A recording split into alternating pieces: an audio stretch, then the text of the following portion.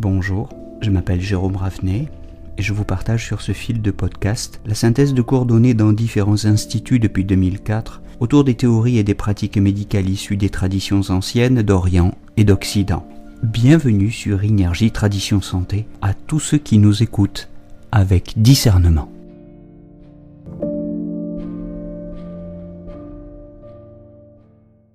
Bienvenue pour cette fiche de révision sur le point numéro 6 du méridien du cœur. Le 6 cœur, yin-si en chinois, la crevasse yin. C'est un point qui se trouve sur la face antérieure de l'avant-bras, près du poignet, dans la gouttière cubitale, comme le 5 cœur d'ailleurs, dans la gouttière cubitale formée par le tendon du muscle fléchisseur commun superficiel et le tendon du muscle cubital antérieur. Voilà des termes importants à connaître pour la localisation si vous êtes en révision d'examen, mais à la différence du 5 cœur, le 6 cœur ne se trouve qu'à 0,5 tsun au-dessus du pli antérieur du poignet, alors que vous vous souvenez que le 5 cœur se trouve à 1 tsun du pli antérieur du poignet. Voilà pour la localisation. Alors c'est un point si.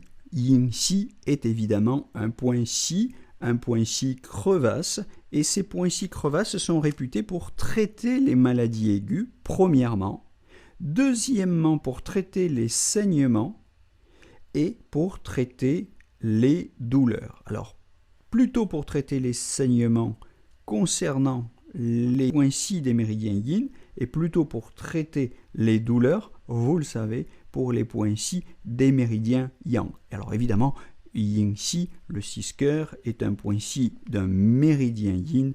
Il est donc plutôt indiqué pour les saignements. Voilà les trois grandes fonctions, je le dis en passant, c'est un rappel, les trois grandes fonctions des points si crevasses. Alors, cela signifie que le point yin-si, le 6 cœur, est utilisé pour les saignements dans le foyer supérieur, tels que les épistaxis, les hématémèses, les hémoptysies. Et il est utilisé, c'est une autre indication, pour les troubles cardiaques de type aigu, palpitations et douleurs cardiaques. Il est aussi réputé pour traiter les problèmes de chaleur vide dus à un vide de yin, et en particulier les transpirations nocturnes, les bouffées de chaleur, les fièvres vespérales, les sensations de chaleur dans les os. Donc un point très intéressant pour les ménopauses, les troubles pulmonaires, les problèmes de vieillissement liés à l'effondrement du yin. Ce ne sera pas un point maître pour toutes ces indications, mais un point complémentaire très utile. Je rappelle quand même, pour comparaison, que le 5C, le 5 cœur, est plutôt efficace pour les plénitudes du cœur, si le 6 cœur est lui plus efficace pour les chaleurs vides du cœur. Le 7 cœur, j'en reparlerai très vite dans une prochaine vidéo, dans un prochain post. Le 7 cœur, lui, est plus efficace pour les vides et plénitudes du cœur, sans référence à la chaleur plénitude ou à la chaleur vide pour les vides et les plénitudes du cœur, le 7 cœur. Tandis que c'est le 8 cœur qui va être le plus efficace, et alors là, pour le coup, très efficace contre les feux du cœur, pour clarifier les feux du cœur. On en reparlera.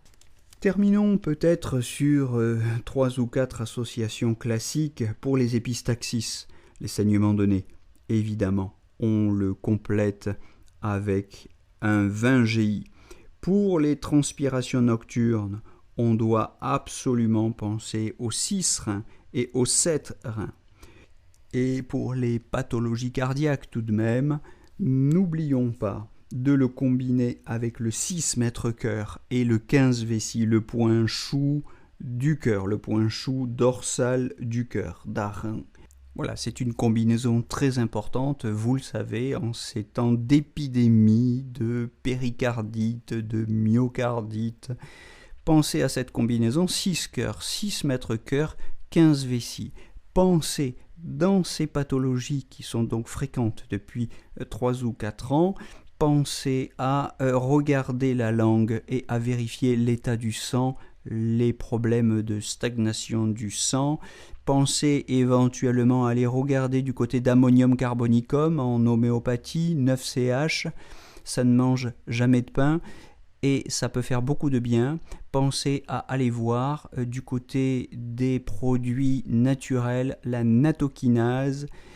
Et il faut penser absolument à fluidifier le sang dans cette épidémie. Mais je ne vais pas insister là-dessus, c'était surtout un podcast sur les fonctions essentielles du 6 cœur. Nous avons atteint notre objectif. Je vous donne rendez-vous demain ou une prochaine fois pour une vidéo ou un post sur les fonctions du 7 cœur. Shenmen, la porte de l'esprit, un très grand point du méridien du cœur. Belle journée en attendant, belle journée à tous.